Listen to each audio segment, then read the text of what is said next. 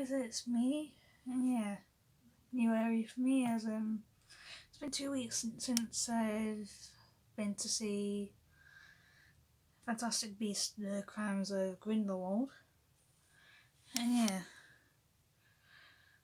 it's like I really enjoyed it.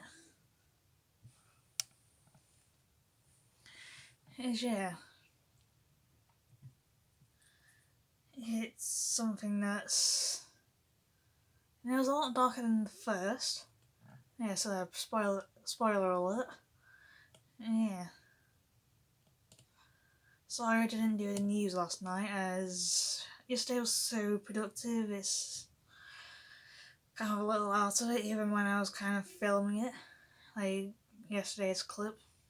So sorry if I said that I did do yesterday's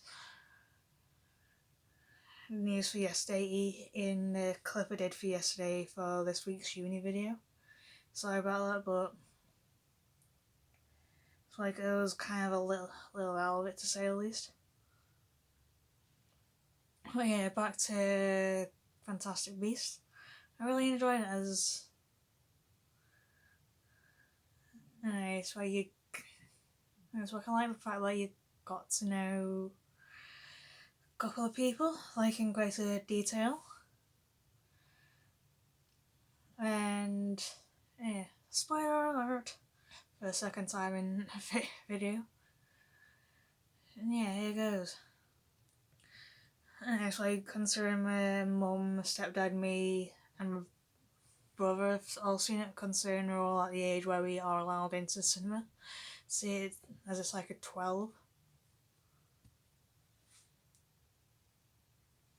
So yeah, try to do it with tinsel spiking into the back of my head. So I had to go red today, considering it's new. So yeah, like a new colour and all that. So yeah, here goes with my review. I feel like I'm doing it now as I've got the house to myself for a couple of more minutes. Like at least 10 more minutes, and then I won't exactly be giving any spoilers about the start of it, considering my mum and stepdad haven't seen it, considering they decided to go to the print works to see it in Manchester. And my stepdad decided to take my mum to St. Peter's Square and miss the beginning where Grindlwald escapes and where Lita Lestrange kind of escorts Newt to the courtroom. So they've kind of seen it from like the courtroom where they're trying to lift his international travel ban. And also like, here goes with escape as, yeah, with the escape it's somehow manages to change with one of his followers called Abernathy, who is a follower, kind of like one of his followers, but like that's probably been acquired in the time between the films. And yeah, he managed to pull it off by Abernathy swapping places with him, like disguising himself as Grindlwald and changing. And as Abernathy becomes Grindlwald and Grindlwald becomes Abernathy. It's like really intelligent how they kind of did it. As it's like the beginning was like really grim compared to Fantastic Beasts, like the entirety of Fantastic Beasts and Where to Find Them. And yeah, and I was kind of like sitting up straight when they're kind of like when you thought Abernathy was at the top of like the Empire State Building or whatever building it was, looking out to see the carriage with the Thestrals fly away. When suddenly gets out like the Elder Wand, and you know that it's Grindelwald then.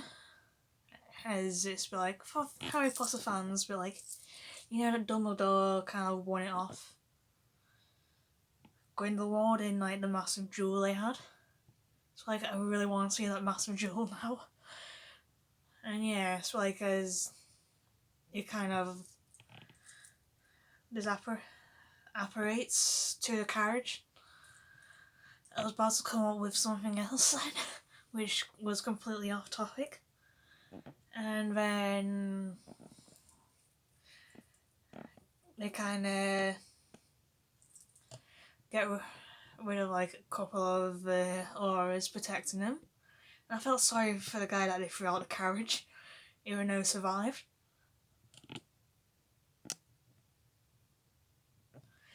And yeah, they're able to get to somehow able to get to Paris and all that. And then it's like later comes to later Lestrange comes to Newt, and which was kind of like chill compared to the when Abernathy and Grindlwald were escaping New York and all that. And then Aaron's like, I remember Newt and Lisa talking, and I could kind of see Lisa being Lisa like a little disappointed that Newt didn't remember something. Can't remember what it was. Yeah. As Newt doesn't exactly wants to end the ban on his international travel ban, but doesn't want to do what the Ministry of Magic wants him to do, despite his brother and a couple of others trying to talk him into it. And yeah, as the one that actually got it, I can't remember the life of me what his name was, but I remember him seeming a little aggressive and all that, and someone that remember thinking that he kind of undermines a lot of what he would undermine like the investigation and all that somewhat. And it's like one thing I want to know is like, how did Credence survive the ending of Fantastic Beasts and Where to Find Them?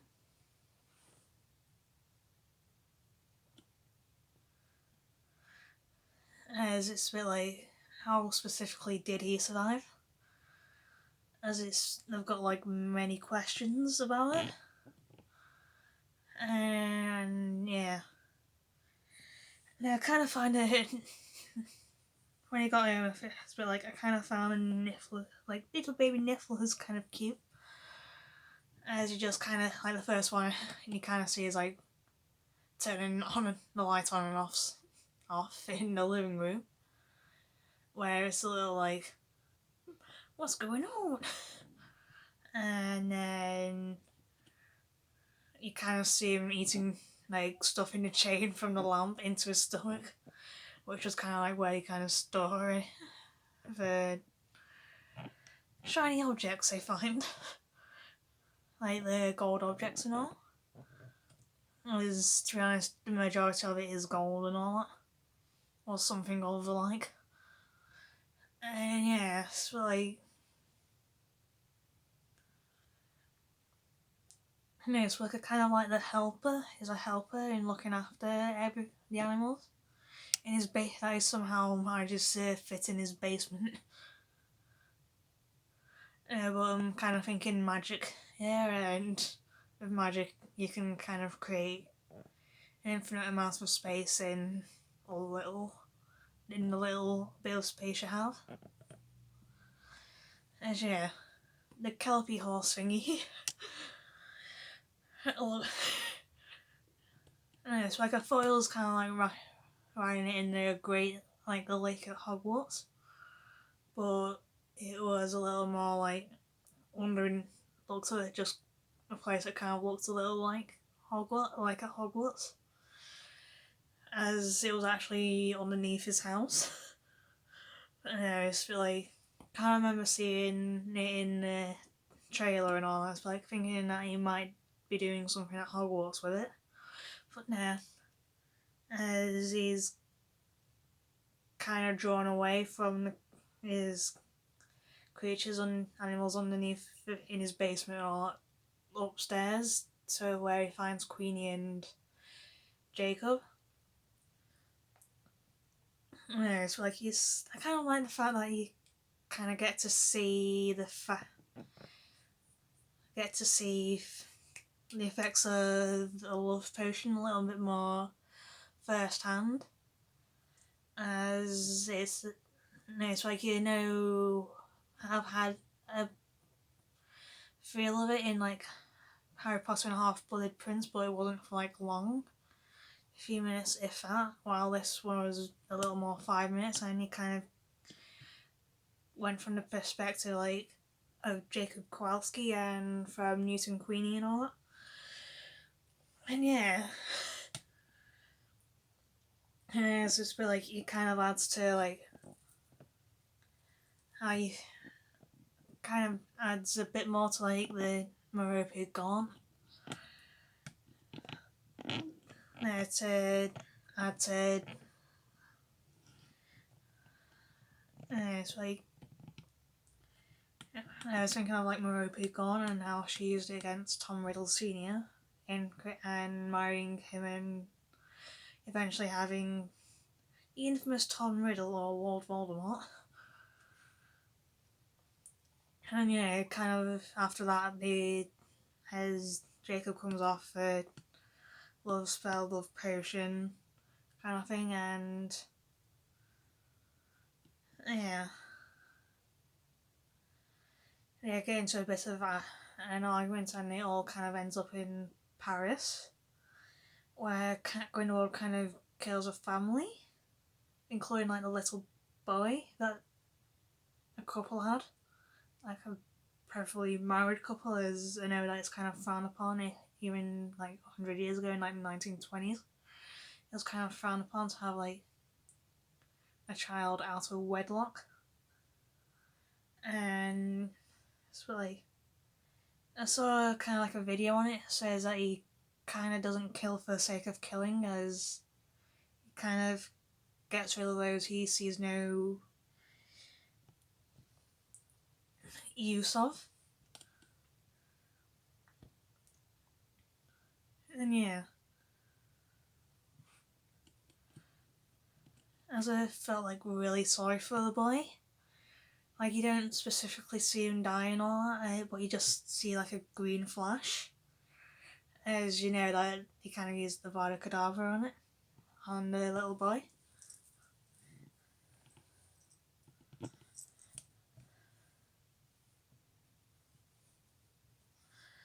And yeah, it all kind of when like Queenie after the argument goes to see her sister, tries to go and find her sister and all that, but kind of can't find her, and it's taken up by Grindlwald's follower. I can't remember her name, but she's definitely French, and it's a little like no, so I can kind of know that they're both kind of Grindlwald and her are kind of playing into what she wants a little bit. And yeah, they somehow might talk to her, and with a thingy legitimacy, please correct me in the comments below. And yeah, I remember that, and then kind of goes to Jacob and Newt trying to find Queenie, as he kind of meet up with Yusuf, I think. Someone from the Yusuf family, I think. As a kind of like the backstory as it was grim and all that. As he last saw his mum when he was 12 and made an unbreakable vow to his father to kill what Corvus Lestrange, the third I think it was, second or third, loved the most, which was his son Corvus, also called Corvus. And yeah,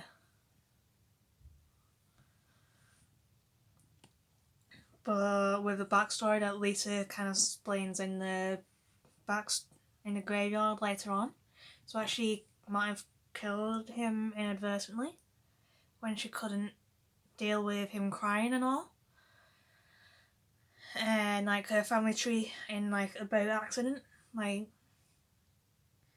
when they were going to America, as it kind of like may have been Credence Barebone. And the strange family tree kind of confirmed it. That Credence isn't Lestrange, so Yusuf couldn't keep the unbreakable vow, but somehow he didn't die. And yeah, and when he gets into going through like the statue and all, and trying to find Tina and Queenie and all that, they kind of piece together a few things and try and find what's going on, with Credence and all that. As yeah, Credence escapes with Nagini. I was like, feel sorry for Nagini for a lot of it. And she's kind of like trying to reason with Credence somewhat. And yeah. As Credence gets away from like ministry workers and kind of sees Grindlwald, he kind of says that he kind of knows where he comes from. And yeah, kind of like the flashback between Yuta and Lita, as it explains how they kind of bonded, as they kind of both had an interest in the creatures and all that. Some of them like being boat chuckles and all that, like the one Newt carries around. And she saw another one when she was escorting him to the courtroom early in the film, as they're both trying to catch a button.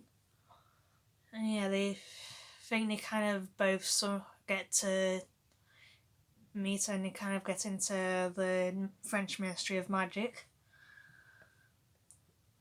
And I think they try and pretend to be Theseus and Lita Lestrange.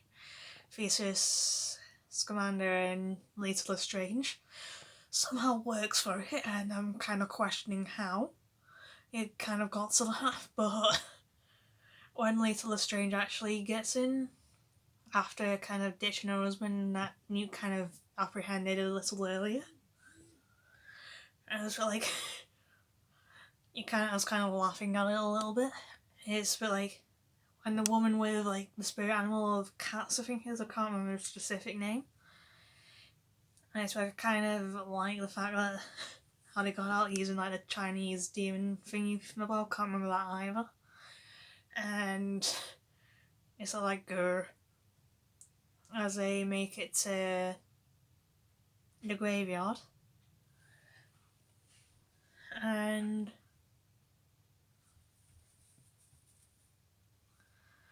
yeah, the whole backstory to how Credence isn't Corvus Lestrange, he's just a baby. And like the bit in like the crypt where like the tomb and all that was interesting. And as it was a bit like, you can kind of see how he's explaining like, this is what's going to happen, this is what we should do to kind of prevent that, as like World War I is still fresh in everyone's minds, kind of thing. And yes, but like I'm kind of wondering about the timeline and how, it's because I know that there's many theories going on, theories about timelines and all that. So like if you go back, look at times, like if you can do something to the timeline, does it still happen the way it does, or does it kind of like branch off, kind of thing, and creates like a new future? One kind of know that. Kind of a little like in Back to the Future, where everything's kind of already seems to have happened and all. And yeah, it all kind of seems to get to where it needs to be, despite maybe different way of getting there. And then kind of like the blue fire where Nicholas Flamel kind of helps defeat like the blue flame dragon before it engulfs Paris and all that. Trying to be conscientious of my time as I have like 2 minutes to get the rest of it in. And yeah, it's like I got to see Dumbledore again. And I'm just really confused about McGonagall, considering it's like saying 1926-27. And if the McGonagall in the main timeline, the main part of the film is McGonagall from the Harry Potter, then she shouldn't exist. Kind of hoping that's kind of like a sister and all that. Like, something, or just working when married and all. Like a mum working when married. And yeah. As after Niffler kind of got the blood pact that Dumbledore and Grindlwald kind of had. From when back in the day was when they were friends, and he'd kind of somehow break it, like as he was able to use magic freely again. At the end of the film, after Credence goes with Grindelwald and Queenie goes with Grindelwald, which was heartbreaking. And yeah, and like right at the end, who the F is Aurelius Dumbledore? So like I have a feeling it's not like it's not actually Aurelius Dumbledore. No. As neither Aberforth or Albus Dumbledore kind of mentioned it. And yeah, as I'm just trying to say, it's likely just Grindelwald trying to say it to kind of get it kind of thing. Get to Credence so we can get to Dumbledore so we can fight him. So yeah, that'll probably likely have to be the end of the